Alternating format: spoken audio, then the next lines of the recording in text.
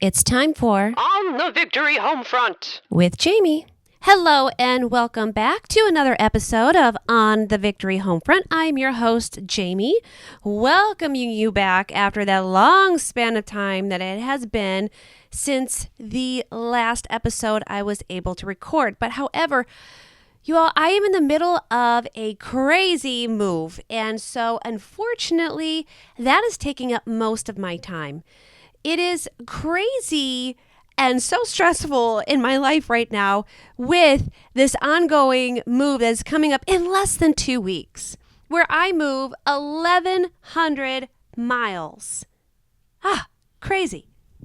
Now, in the words of Joan Crawford, this is not my first rodeo. I have actually moved a large or long move such as this 6 times. And I consider a long move like more than 500 miles. So if you've moved a span of 500 plus miles from one location to the other, you know what I'm talking about. And there is just so much that goes with it, and you don't really think about it until it's crunch time, and you're like, oh my goodness, we are moving in less than 2 weeks, and I have this to do, and I have this to do, and you're trying to get all your ducks in a row, and your ducks are just swimming in all these different directions, and literally, you guys, I can't even begin to express the chaos on my home front right now. I'm literally going from room to room, trying to sort at least some things. You know how you like to pack and you try to pack items that belong with other items so it makes sense when you unpack? Yes, that's where I'm at right now. And then I'm also working on getting more boxes, and we're getting tubs, and I'm working still at my current employer, I'm getting all tongue-tied, and I'm trying to finish up the projects that I have going on there. And then you've got your friends, right, that you're leaving behind. And so trying to get together with your friends and have a good time before you move, and you won't see them for a little while. For example, I just got together with a group of gals last night. They are my dear friends here, and we had a movie night, and we were all in pajamas, and we had pizza. It was so great. I'm actually about to drop a little video on TikTok about it, but it was so wonderful to get together with them, to get away from the house for a moment. And my one friend reminded me that, hey, the only thing that's changing is my address, because we have so many ways to stay in touch these days, which I'm so incredibly grateful for. I mean, I'm already planning when I'm going to be back down here, and we'll all get together again, and secretly planning on when they can come up and visit me, spend a weekend on the homestead, which I am referring to as the farm, actually, and give them a little taste of the country life for a weekend, which they seem all excited about now, but I don't know if they'll be completely excited once they're up there and they see what I'm going to put them to work doing on the Victory Garden and milking the cow, because yes, I do plan to get a cow eventually, or anything along those lines. So, again, so grateful for all the ways that we can stay in touch these days. And then, as if packing wasn't enough, finishing up your projects at work wasn't enough, and saying goodbye to your friends, we, of course, have to have pets. Now, I love my fur babies so much. They know how much mommy loves them, but they, of course, are added a little stress into the mix. And even though they don't speak our language, I have no doubt that they know something is coming up. It's definitely not going to be the most fun getting them all up there. So currently, I have 3 dogs, and they're not small dogs. They are good-sized dogs. And we have 2 cats, and I have 2 chickens. And yes, the chickens are coming with me. There's no way. I really didn't want to leave them behind. I could have given them back to my friend who I acquired them from, and she could probably work them back into her flock. But these 2 girls, I don't know, they know who I am. They respond to my voice. They come calling when I call their names. So they're definitely coming with. And so I'm probably going to make videos. If you don't already follow me on TikTok, I am going to try to do a lot better at recording just moments of this move, right? I really want to bring you all along with me. I'm so excited about everything that's coming about and everything that we've worked so hard for, and the idea of living in a more old-fashioned way. I'm just so excited about. And yes, of course, I know how much work there's going to go into it. I've already been given a pretty good head start on the kind of work that I will be doing on the homestead up there, but I'm still terribly excited. So if you don't follow me, give me a follow on TikTok. My tag on there is a 1940s vintage life. Kind of tells you right there what my account is all about. And I'm definitely going to probably show us definitely moving the dogs and the cats and the chickens up there. So my husband is going to take all 3 dogs, which is a feat all on its own. And then in my car, I am taking the 2 cats and the 2 chickens. And I think I've finally figured out how we're going to fit everybody in there safely, as calmly as possible. I have a kitten. Well, he's not a kitten anymore, but I can't help but look at him that way. And he is going to be my biggest struggle. Forget the chickens. It's going to be my one cat, Jack. He is a big, scaredy baby. He's never really gone anywhere. And I can't even put him in a room that he understands I'm going to shut the door without him completely freaking out on me and running like his life is in danger. I don't understand where his thought process is. He's just the biggest scaredy cat, literally, that I know.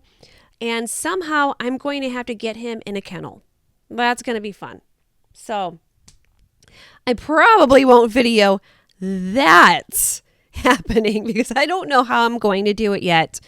Normally, my youngest son helps me with that, but he's not going to be here. So it's going to be just me, and I will probably have the scars to show for it once I get him in the kennel with our other cat, Stitch.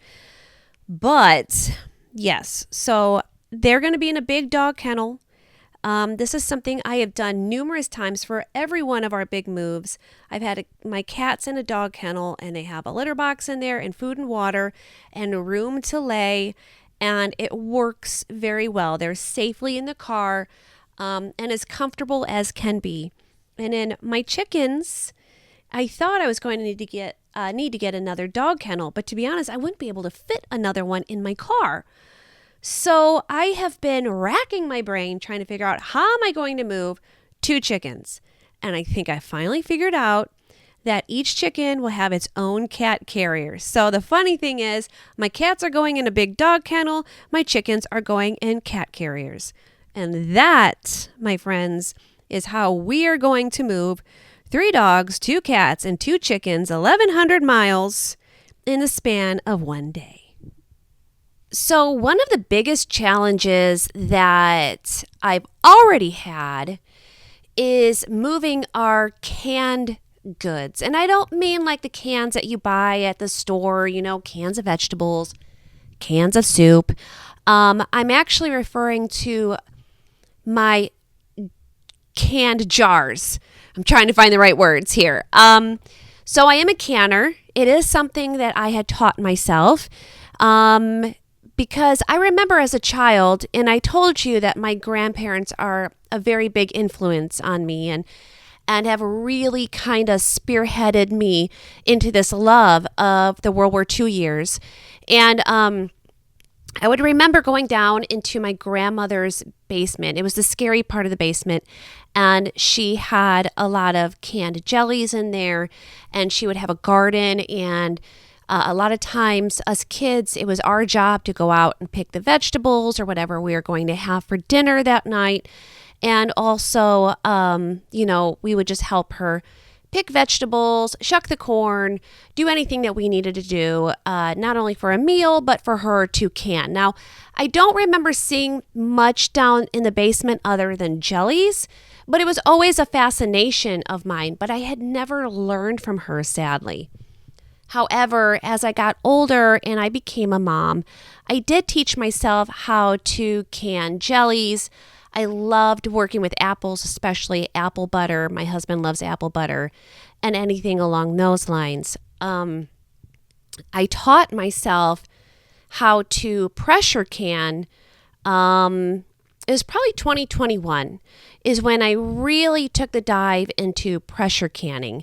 And I started teaching myself all these preservation methods. And so I actually had quite a bit of jars here in our current little urban homestead that I needed to move to our new homestead. And they're already there, thankfully. But it was quite the ordeal trying to figure out how we were going to pack these jars, because if you're a canner like me, you know that they need to be in certain temperatures. At least it's better for them to be in certain temperatures and to be out of direct sunlight. It just preserves the food more. And if your jars end up getting too hot, the seals could break. And then when they cool, it could create a false seal. All those glorious scientific terms.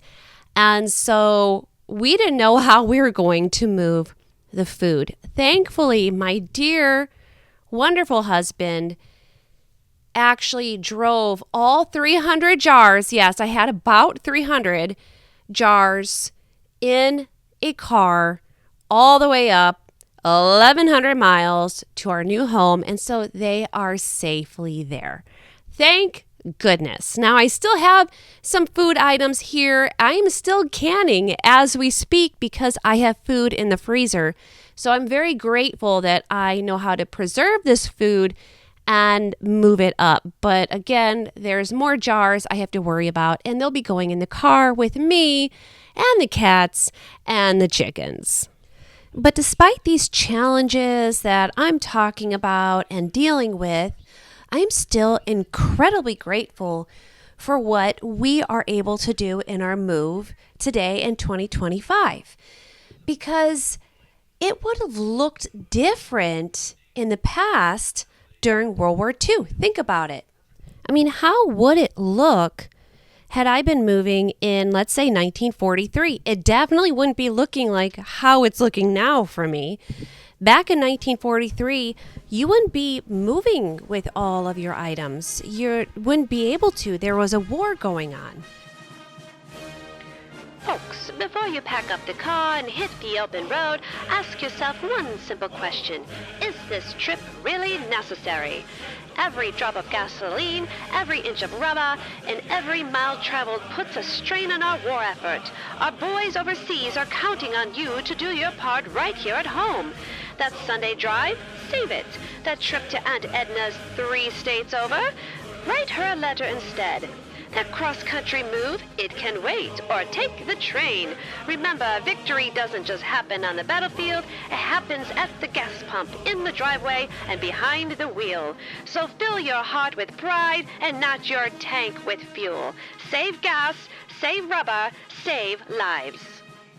This message brought to you by the Office of Price Administration and your local War Transportation Committee.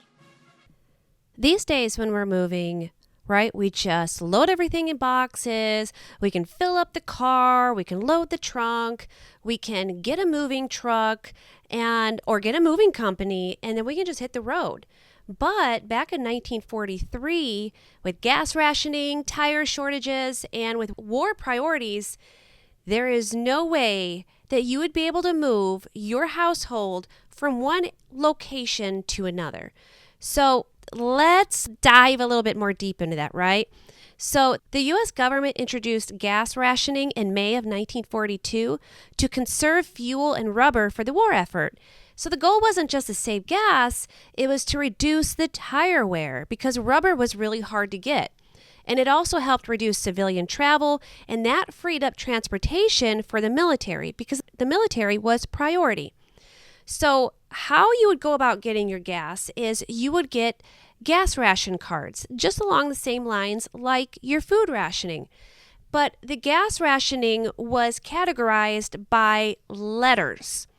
So let's break it down. If you had an A sticker, which was the most common, you were allowed 3 to 4 gallons a week. And that was generally for local use only. So that was what most people had. And I'm sure if you've seen like the old pictures or movies that were wartime, or even if you were to go to an event that was focused at World War II, you could see a car with the A sticker in the windshield. Now there's also the B sticker, and that is for workers with long commutes. There's a C sticker for doctors, clergy, etc. along those lines. There's the T sticker, which is for truckers and essential transport. And then there's the X sticker, which means unlimited gas. Now that is incredibly rare and was only for congressmen or high officials along those lines. So what that actually meant was that the average family couldn't just decide to drive across the country. Travel was heavily discouraged unless it was vital. Now, does that mean you couldn't move? Absolutely not. But you being able to move, let's say 1,100 miles, especially with all your items, it was very unlikely. At least you couldn't move it all at once and not in a private vehicle because of the fuel restrictions and because of the rubber shortages. Also, new cars were not available to citizens, so unless you already had a car, chances are you weren't going to have one.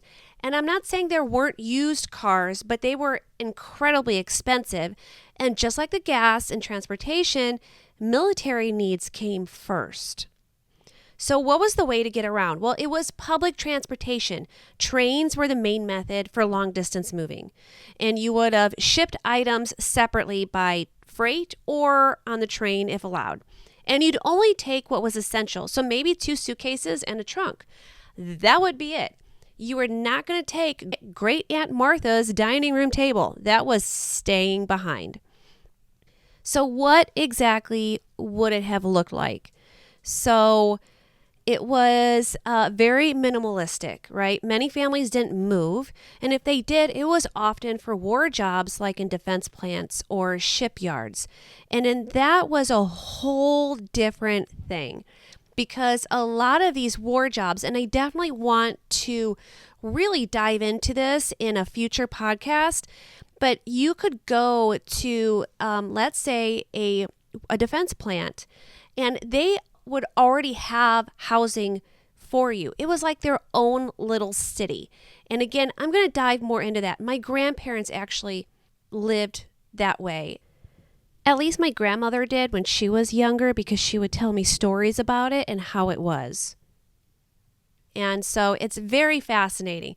So when you would go somewhere for like a war job like that, you were already going into like, it could be something as small as a trailer, and it was already furnished. You could also maybe rent a room or live in a boarding house. Again, another thing I'm going to be really diving into in a future podcast. And then there's share housing. And this was all because there was housing shortages too. So, I actually we lucked out that we were able to find a home when we did, because where we're moving, the market is really hot. None of the homes stay on the market very long, and it usually goes to the highest bidder. Well, back in 1943, there were not houses available. So to move from one house to another house with all your belongings, there's another thing to consider and why it wouldn't have been done. So what is it that you would take? Well, you would take essentials like your clothing, important papers or heirlooms, especially if they're not too big, and anything else that you may not have sold or stored or simply left behind. And I can't imagine that, right? I mean, it's already hard moving now these days, leaving people behind. But it's when you were moving back during the war, it was a very emotional sacrifice, right? You're leaving your community, you're leaving your family, and all the comforts that you have ever known have to be left behind. You are taking such minimal items with you.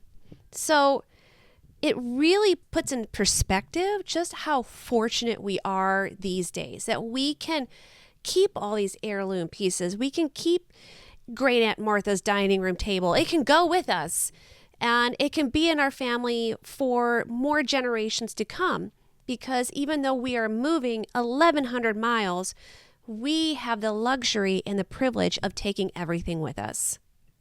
Hey there, sugar. Before you load up that jalopy and take off cross country, let's have a little chat, woman to woman. The fellas overseas are giving it their all, and that means we gals have to be smart about how we roll, or if we roll at all. Every gallon of gasoline you burn, every mile you put on those tires, that's one less supply truck making it to the front lines. Now, don't get me wrong, I get it. Sometimes you gotta move. But ask yourself, is this move for victory or just for convenience? Because out here on the home front, even staying put can be patriotic. So if you're thinking about hauling your life across the country, maybe pack light, hop a train, and send your stuff by freight if Uncle Sam says it's okay. And hey, less packing means more time for planting victory gardens, building bombers, and writing letters to the boys. You don't need a full tank to show you've got backbone. Save gas, save rubber. Show him what a real American woman can do. This message brought to you by your local War Transportation Committee and every Rosie doing her part. And that just gives another perspective of why that greatest generation was just so amazing in everything that they went through, right? And I'm not saying that we couldn't go through something similar now. I mean, we kind of saw something similar for a while there where nobody was really moving locations. But we are so fortunate to live in today where we can take everything with us. And even better yet is that we have so many ways to stay in contact now with all our family and friends that we are leaving behind. I do have a lot of people coming to me and asking me if I realize what I'm getting myself into by moving to a more ideal homestead, I guess you could say. I mean, you can homestead on just about any amount of property that you have. So currently where I'm at, we're on 1/3 of an acre, and now we're moving up to just under 5 acres. And obviously it's going to allow me to do more things. I've already told you, we're going to have, I already have a little victory garden here. It's really sad though, you guys. It's really more of a hobby garden. And so up there, I will be working on a much larger victory garden to help us produce our own food. And I already know how to preserve it, thankfully. And I've already worked on preserving large amounts of food.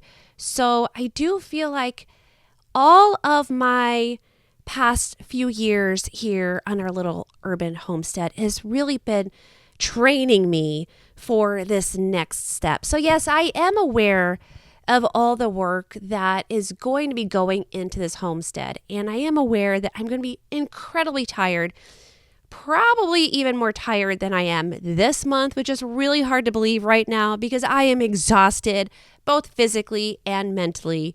But up there, I think it's going to be a different kind of tired.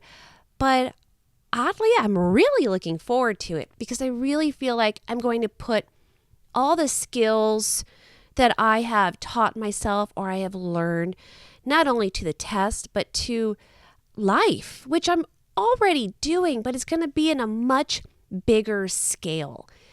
And it's really going to, I feel, bring me into that era or that time that I absolutely respect and have adoration for, and that is the World War II years, right? The make, do, and mend, the have your victory gardens, preserve food, all those lines. I really feel like everything that I've learned and read about and taught myself and worked on skills for is really going to be put to the test. And I'm really excited to have you come with me as I take this on, really. I mean, I'm not just going to talk the talk. I'm going to walk the walk. And you are going to hear everything from all the positive sides to it to all the exhausting, I'm not going to say negative sides to it, but definitely maybe the not so sunshine rainbow side of it all. So I hope that you will continue to come along with me on this journey. And then I had a different ending that I was originally going to do for this episode, but something happened earlier this week that I want to talk about. I didn't know if I was going to bring it up, and I wasn't even going to make a post about it on my Instagram or even on my personal Facebook page, but I did end up making a post because there was somebody that I have been very blessed to have met and known and have spoken to several times. And I know how fortunate I am to have met this specific individual, but we lost one of the greats from our greatest generation, and that is Major John Lucky Luckadoo, who was a B-17 pilot for the Mighty Eighth. He was actually in what was known as the Bloody 100th, and he was the last surviving pilot from that squadron. And I was really honored to I met him several times, at least twice, in 2019, I believe it was, when I was volunteering with a certain organization. And so I met him a couple of times, but I feel like we officially met in 2021 when I had the honor of interviewing him and several other veterans at an event in Dallas. It was called Wings Over Dallas, and it's an air show for a weekend, and it's all World War II based, and it's put on by the Commemorative Air Force, which is such a great organization. And I'm so honored to have been able to do several projects with them. But they have this weekend there, or they did, and they would have veterans there as well that weekend. So all the guests, everybody who were coming to not only see the air show, but to learn about World War II, they could also meet veterans. And so it was wonderful. And that year, I just so happened to been doing a radio show with one of my best friends, Erin Patterson. It's called the Swing Sisters Show. You'll probably still be able to find it out on the web. And I would love to actually get all the episodes out somewhere because I think we did a great job. But we did do an interview with him, and it was wonderful. And I shared pictures of that day where we interviewed him. And again, that was in 2021. And then later on, I believe it was for 2022, Erin and I were actually invited to be on the committee for the National Hometown Heroes Day, which is something that he was really working on for years to have acknowledged and become a national day. He had such admiration for the home front of World War II, and he would go and he would speak everywhere about the home front and what the home front did for the war effort. He would always say that if it wasn't for the home front, they would not have won the war. And the home front is always I'm not going to say always looked over, but it's often looked over at a lot of these World War II events. Now, don't get me wrong, veterans and those who serve should always be in the forefront. They sacrificed everything, but the home front also made, the sacrifices that they could. And not everybody who was on the home front could serve. I know both of my grandfathers of that generation could not serve. They wanted to, but they couldn't. The military would not take them for various reasons. And so they did everything that they could do on the home front. My grandmother at the age of 14 was an air raid warden, going around and making sure everybody had lights out and blacked out and no sound, just in case, enemy aircraft was overhead with bombs. So it was a scary time. And the people on the home front were sending off their loved ones never to know if they would see them again. And then they would work a 6-day work week in a war factory. So I'm definitely going to be diving more into that. But he was so passionate about that he wanted to make sure that there was a day to recognize the home front. And so it was such an honor for us to be a part of that committee. And so we were there when there was I cannot remember his name, I'm sorry, but there was a gentleman from Congress there, and we went to the home where Lucky was living. He was living in an assisted living at that time, understandable because he was, 100 years old. And so we were there that day when it became national officially. And it was such an honor. And then I also got to meet him after that. I have his signed book. I went to that. I went to various museums where he would go, again, for World War II, educating about the World War II. There was a museum here in the Dallas area. Yes, that's where I'm currently at. So at a lot of the events, I was there as well, representing the home front, teaching about the home front. We'd have an exhibit on the home front, and I'm very proud of that exhibit because a lot of love went into that. It was just such an honor. And I will never forget, I actually walked through our exhibit at, it's called the Aviation Discovery Fest now in Dallas. And he walked through our home front exhibit, and he was just absolutely impressed with everything that we were showcasing. We were trying not to leave anything out because there's so much to the home front, which is what I'm really excited to share with you all on this podcast. But there's so many different aspects that I don't think a lot of people realize or really think about. And I'm really hoping to shed light on in this podcast. But he was impressed with a lot of the aspects that we had, a lot of the things that we were showing, a lot of the different levels. We weren't just talking about the women that were on the home front, but the men and the children and all the different ages as well.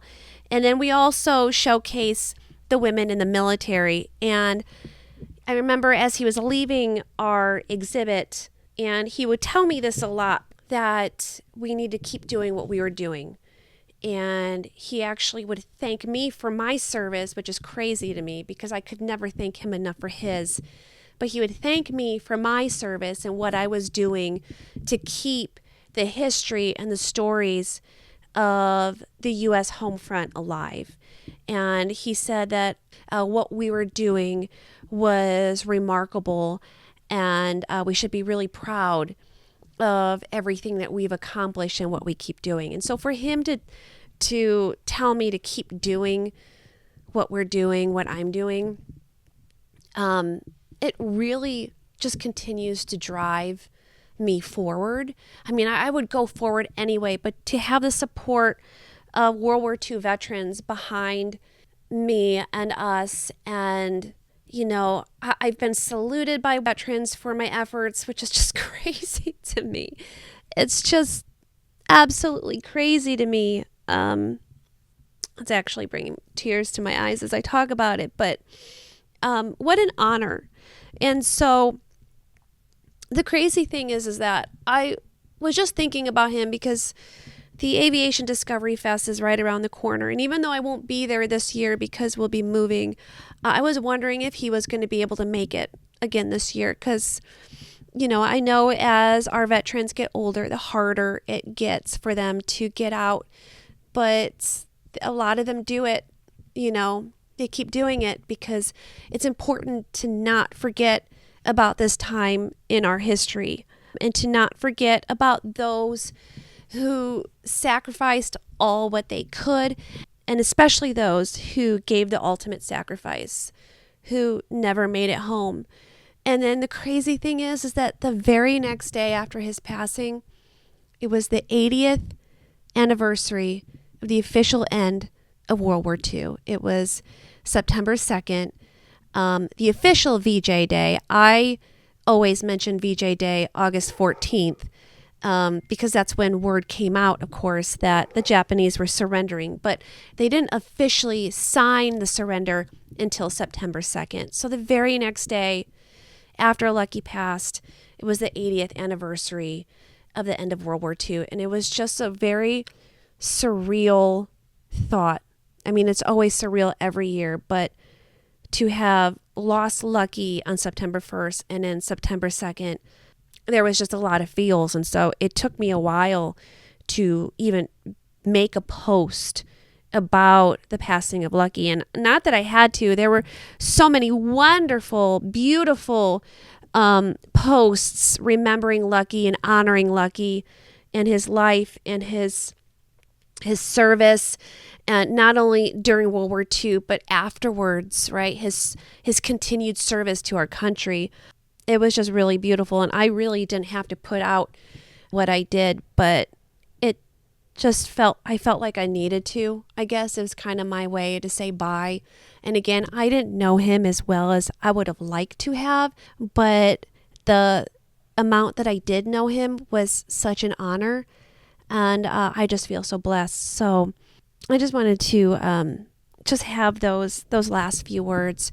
So as you go about your lovely day, your lovely week, just, put out a little thought of gratitude for all those, not just during World War II, but all those in our country's history and past. And just, do a little thank you to all those who served for our country, for our freedoms, for our rights, and everything that we're able to enjoy today. And until next time, everybody, have a beautiful day. And I will be back soon after the move with another episode of On the Victory Homefront.